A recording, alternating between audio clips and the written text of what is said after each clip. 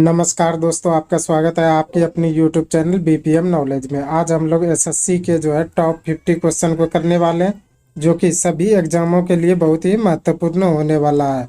और इनमें से किसी भी प्रश्नों का आंसर अगर आपको पता है तो आप कमेंट बॉक्स में दे सकते हैं। तो चलिए आज का वीडियो शुरू करते हैं। आज का पहला क्वेश्चन है, भारतीय औद्योगिक निवेश बैंक का मुख्यालय कहाँ है? भारतीय औद्योगिक निवेश बैंक का मुख्यालय कहाँ है? तो यह है मुंबई में। इसका राइट आंसर ऑप्शन बी हो जाएगा। मुंबई में भारतीय औद्योगिक निवेश बैंक का मुख्यालय है। चलिए अगला क्वेश्चन देख लेते हैं। अगला क्वेश्चन है, 1857 से 1859 का प्रथम स्वतंत्रता संग्राम पुस्तक के लेखक कौन है? 1857 से 1859 का प्रथम स्वतंत्रता संग्राम पुस्तक के लेखक कौन है? तो यह वी.डी. सावरकर। इसका राइट आंसर ऑप्शन सी हो जाएगा। वी.डी. सावरकर 1857 से 1859 का प्रथम स्वतंत्रता संग्राम पुस्तक के लेखक हैं। चलिए अगला क्वेश्चन देख लेते हैं। अगला क्वेश्चन है, पाइका नृत्य का संबंध किस राज्य से है? पाइका नृत्य का संबंध किस राज्य से है? तो यह बिहार से। इसका राइट आंसर ऑप्शन ए हो जाएगा। पाइका नृत्य का संबंध बिहार राज्य से है। चलिए अगला क्वेश्चन देख लेते हैं। अगला क्वेश्चन है, इंडिया डिवाइडेड पुस्तक का लेखक कौन है? इंडिया डिवाइडेड पुस्तक का लेखक कौन है? तो यह डॉक्टर राजेंद्र प्रसाद। इसका राइट आंसर ऑप्शन डी हो जाएगा। डॉक्टर राजेंद्र प्रसाद वह इंडिया डिवाइडेड पुस्तक के लेखक हैं। चलिए अगला क्वेश्चन देख लेते हैं। अगला क्वेश्चन है, मिशन इंद्रधनुष कहाँ आरंभ किया गया है? मिशन इंद्रधनुष कहाँ आरंभ किया गया है? तो यह किया गया है उदयपुर राजस्थान में। इसका राइट आंसर ऑप्शन बी हो जाएगा। उदयपुर राजस्थान में मिशन इंद्रधनुष आरंभ किया गया है। चलिए अगला क्वेश्चन देख लेते हैं। अगला क्वेश्चन है, विश्व जनसंख्या दिवस कब मनाया जाता है? विश्व जनसंख्या दिवस कब मनाया जाता है? तो यह 11 जुलाई को मनाया जाता है। इसका राइट आंसर ऑप्शन बी हो जाएगा। 11 जुलाई को विश्व जनसंख्या दिवस मनाया जाता है। चलिए अगला क्वेश्चन देख लेते हैं। अगला क्वेश्चन है, निम्नलिखित में से किसका उपयोग लेड पेंसिल बनाने में किया जाता है? निम्नलिखित में से किसका उपयोग लेड पेंसिल बनाने में उपयोग किया जाता है? तो यह ग्रेफाइट का। इसका राइट आंसर ऑप्शन सी हो जाएगा। ग्रेफाइट का उपयोग लेड पेंसिल बनाने में किया जाता है। चलिए अगला क्वेश्चन देख लेते हैं। अगला क्वेश्चन है, किस कंपनी को महारत्न का दर्जा नहीं दिया गया है? किस कंपनी को महारत्न का दर्जा नहीं दिया गया? तो यह हेल। इसका राइट आंसर ऑप्शन बी हो जाएगा। हेल कंपनी को महारत्न का दर्जा नहीं दिया गया है। चलिए अगला क्वेश्चन देख लेते हैं। अगला क्वेश्चन है, भारत का कौन सा राज्य सर्वाधिक लोहा उत्पादक राज्य है? भारत का कौन सा राज्य सर्वाधिक लोहा उत्पादक राज्य है? तो यह है उड़ीसा। इसका राइट आंसर ऑप्शन सी हो जाएगा। उड़ीसा भारत का सर्वाधिक लोहा उत्पादक राज्य है। चलिए अगला क्वेश्चन देख लेते हैं। अगला क्वेश्चन है, संसद द्वारा पास किया हुआ विधेयक तभी एक नियम कानून बना पाता है जब उसे निम्नलिखित में से किसके द्वारा पास किया हो? संसद द्वारा पास किया हुआ विधेयक तभी एक नियम कानून बना पाता है जब उसे निम्नलिखित में से किसके द्वारा पास किया हो? तो वह राष्ट्रपति के द्वारा। इसका राइट आंसर ऑप्शन डी हो जाए। राष्ट्रपति के द्वारा संसद में पास किया हुआ विधेयक तभी कानून बना सकता है। चलिए अगला क्वेश्चन देख लेते हैं। अगला क्वेश्चन है, निम्नलिखित में से कौन सा राष्ट्रीय उद्यान एशियाई शेर के लिए प्रसिद्ध है? निम्नलिखित में से कौन सा राष्ट्रीय उद्यान एशियाई शेर के लिए प्रसिद्ध है? तो यह गिर राष्ट्रीय उद्यान गुजरात में है। इसका राइट आंसर ऑप्शन सी हो जाएगा। गिर राष्ट्रीय उद्यान जो कि गुजरात में है वह एशियाई शेर के लिए प्रसिद्ध है। चलिए अगला क्वेश्चन देख लेते हैं। अगला क्वेश्चन है, साइनोबैक्टीरिया एक परितंत्र में क्यों महत्वपूर्ण भूमिका अदा करते हैं? साइनोबैक्टीरिया एक परितंत्र में क्यों महत्वपूर्ण भूमिका अदा करते हैं? इसका राइट आंसर ऑप्शन डी हो जाएगा, क्योंकि वह वायुमंडल में नाइट्रोजन मुक्त करते हैं। इसी के कारण साइनोबैक्टीरिया एक परितंत्र में महत्वपूर्ण भूमिका निभाता है। चलिए अगला क्वेश्चन देख लेते हैं। अगला क्वेश्चन है, भारतीय संविधान के अंतर्गत निम्नलिखित में से कौन एक भारतीय का मूल अधिकार नहीं है? भारतीय संविधान के अंतर्गत निम्नलिखित में से कौन एक भारतीय का मूल अधिकार नहीं है? तो ये अपना शिक्षण संस्थान बनाने पर प्रतिबंध, इसका राइट आंसर ऑप्शन बी हो जाएगा। अपना शिक्षण संस्थान बनाने पर प्रतिबंध जो है यह भारतीय संविधान के अंतर्गत जो है एक भारतीय मूल का अधिकार नहीं है। चलिए अगला क्वेश्चन देख लेते हैं। अगला क्वेश्चन है 19वीं शताब्दी के एक महान समाज सुधारक ईश्वर चंद्र विद्यासागर ने किस सामाजिक कार्य के लिए संघर्ष किया था? 19वीं शताब्दी के एक महान समाज सुधारक ईश्वर चंद्र विद्यासागर ने किस सामाजिक कार्य के लिए जो है संघर्ष किया था? तो ये किया था विधवा पुनर्विवाह के लिए। इसका राइट आंसर ऑप्शन बी हो जाएगा। विधवा पुनर्विवाह के लिए जो है एक महान समाज सुधारक जो है ईश्वर चंद्र विद्यासागर ने जो है एक सामाजिक कार्य के लिए संघर्ष किया था। चलिए अगला क्वेश्चन देख लेते हैं। अगला क्वेश्चन है लोकटक झील जो तैरते द्वीपों के लिए प्रसिद्ध है कहाँ स्थित है? लोकटक झील जो तैरते द्वीपों के लिए प्रसिद्ध है कहाँ स्थित है? तो यह मणिपुर में। इसका राइट आंसर ऑप्शन बी हो जाएगा। मणिपुर में जो है लोकटक झील है और यह तैरते द्वीपों के लिए जो है प्रसिद्ध है। चलिए अगला क्वेश्चन देख लेते हैं। अगला क्वेश्चन है भारतीय सम्राट हर्षवर्धन की जीवनी हर्षचरित किसने लिखी थी? भारतीय सम्राट हर्षवर्धन की जीवनी हर्षचरित जो है किसने लिखी थी? तो ये लिखी थी बाणभट्ट ने। इसका राइट आंसर ऑप्शन ए हो जाएगा। बाणभट्ट ने जो है हर्षवर्धन की जीवनी पर जो है हर्षचरित्र जो है लिखा था। चलिए अगला क्वेश्चन देख लेते हैं।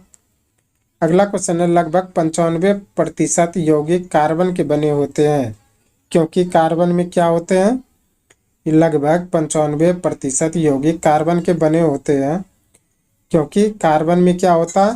तो ये होता है बहुविधि बंध होता है। इसका राइट आंसर ऑप्शन बी हो जाएगा। बहुविधि बंध होता है, इसके कारण जो है 95% यौगिक जो है कार्बन के बने होते हैं। चलिए अगला क्वेश्चन देख लेते हैं। अगला क्वेश्चन है चिमनी से धुआं किस सिद्धांत से बाहर निकलता है? चिमनी से धुआं किस सिद्धांत से बाहर निकलता है? तो यह संवहन के कारण। इसका राइट आंसर ऑप्शन डी हो जाएगा। संवहन के सिद्धांत पर जो है चिमनी से धुआं जो है बाहर निकलता है। चलिए अगला क्वेश्चन देख लेते हैं। अगला क्वेश्चन है निम्न में से कौन संयुक्त परामर्श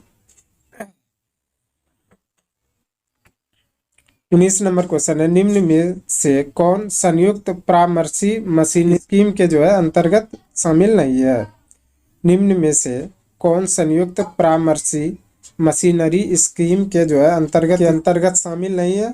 तो ये हो जाएगा पुलिस कार्मिक। इसका राइट आंसर ऑप्शन सी हो जाएगा। पुलिस कार्मिक जो है यह संयुक्त परामर्शी मशीनरी स्कीम के अंतर्गत शामिल नहीं है। चलिए अगला क्वेश्चन देख लेते हैं। अगला क्वेश्चन है एक परितंत्र में अपघटक कौन होते हैं? एक परितंत्र में अपघटक कौन होते हैं? तो ये होते हैं कवक और जीवाणु। इसका राइट आंसर ऑप्शन सी हो जाएगा। कवक और जीवाणु जो है एक परितंत्र में जो है अपघटक होते हैं। चलिए अगला क्वेश्चन देख लेते हैं। अगला क्वेश्चन है मेगा ट्रॉपिक्स उपग्रह संयुक्त अभियान किस देश का है? मेगा ट्रॉपिक्स जो है उपग्रह संयुक्त अभियान जो है किस देश का है?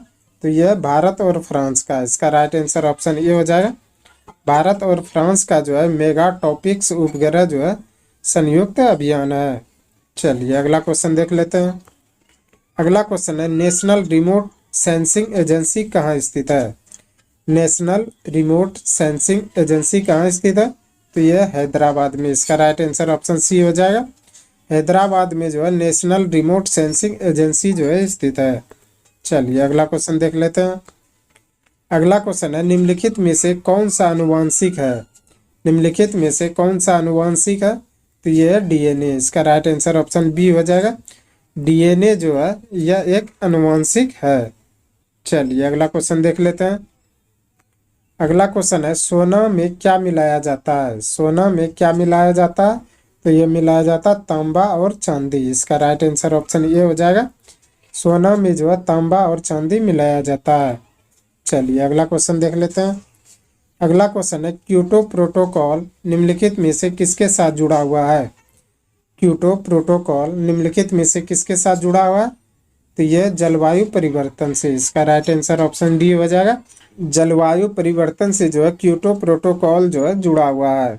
चलिए अगला क्वेश्चन देख लेते हैं। अगला क्वेश्चन है ओजोन परत को CFC से बचाने के लिए बनाई गई अंतर्राष्ट्रीय संधि कौन सी है? ओजोन परत को CFC से बचाने के लिए बनाई गई अंतर्राष्ट्रीय संधि कौन सी है? तो यह मॉन्ट्रियल प्रोटोकॉल। इसका राइट आंसर ऑप्शन बी हो जाएगा। मॉन्ट्रियल प्रोटोकॉल जो है ओजोन परत को CFC गैस से जो है बचाने के लिए अंतर्राष्ट्रीय संधि बनाई गई है। CFC का जो है फुल फॉर्म होता है क्लोरोफ्लोरोकार्बन, तो इसको भी याद रखिएगा।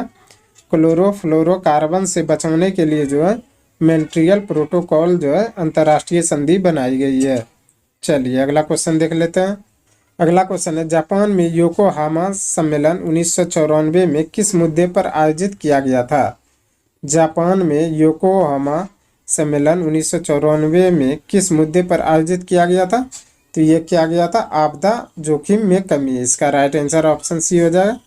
आपदा जोखिम में कमी के कारण जो है जापान में जो है योकोहामा सम्मेलन 1994 आयोजित किया गया था।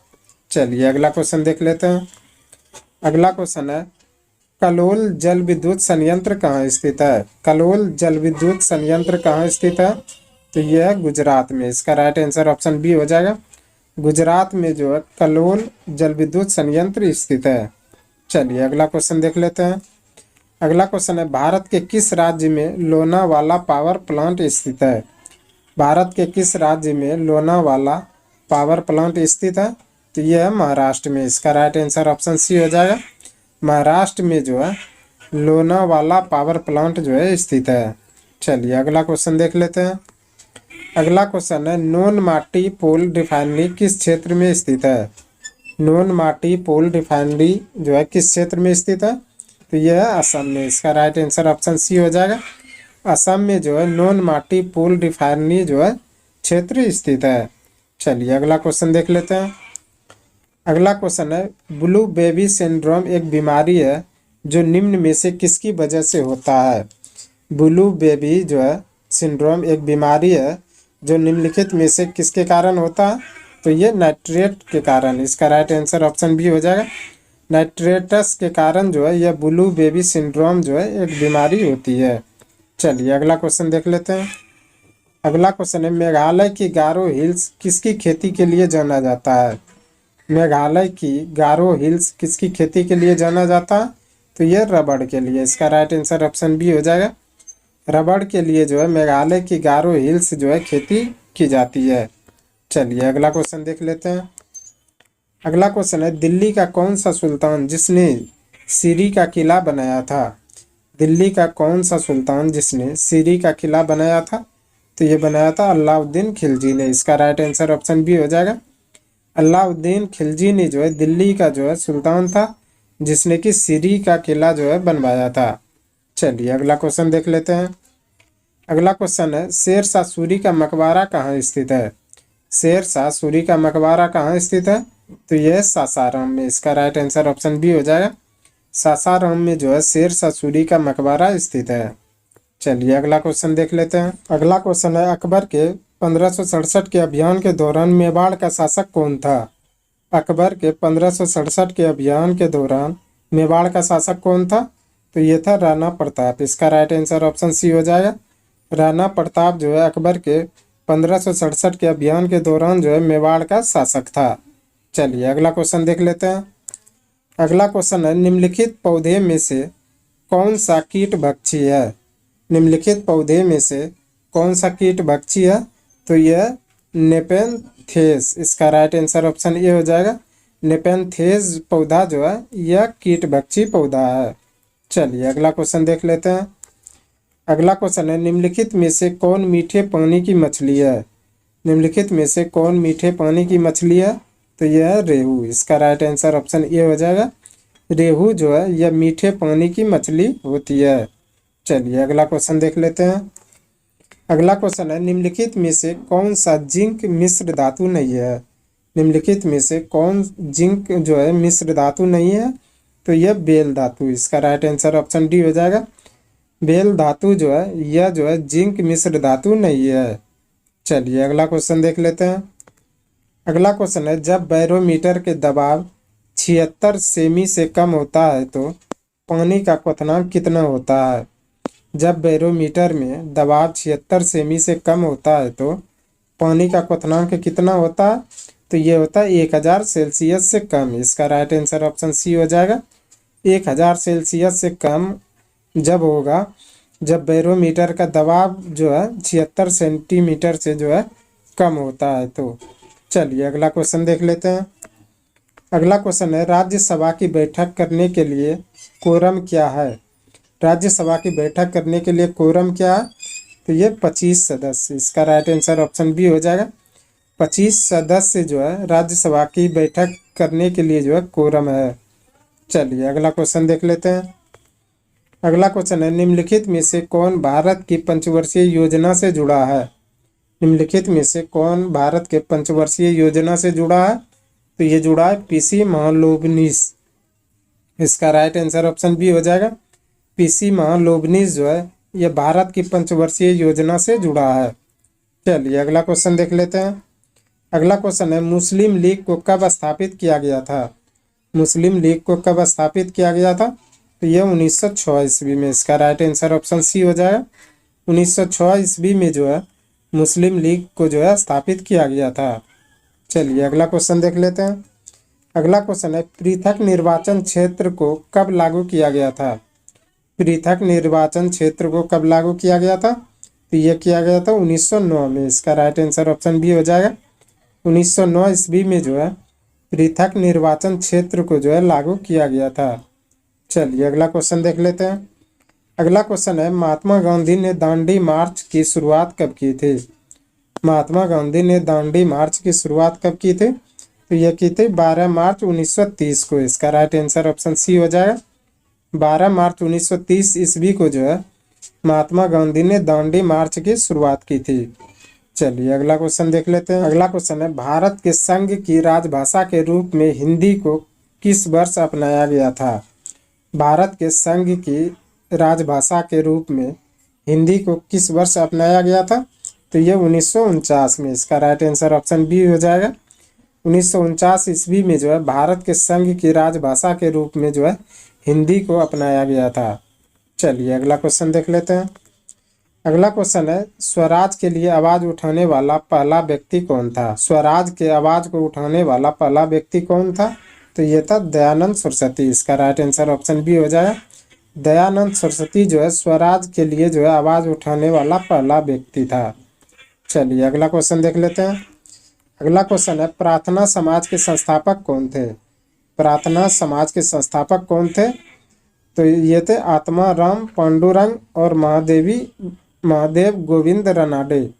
यानी कि इसका राइट आंसर ऑप्शन डी हो जाएगा।